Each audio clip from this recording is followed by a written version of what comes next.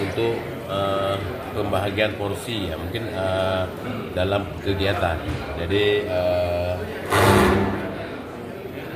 apa yang harus kita utamakan ya kan, kemudian mungkin apa yang bisa kita tinggalkan, karena kita sekarang masa efisiensi. Jadi efisiensi itu kita diberi batas-batasnya, jangan menggunakan uang di tempat yang tidak perlu. Sekarang lebih fokus kepada beberapa hal kami menyangkut visi misi. Jadi yang pertama menyangkut dengan kemerdekaan ekonomi, yaitu ketahanan pangan seperti program nasional ya. Kemudian yang kedua menyangkut dengan kesehatan rakyat. Kemudian yang ketiga dengan pendidikan untuk rakyat.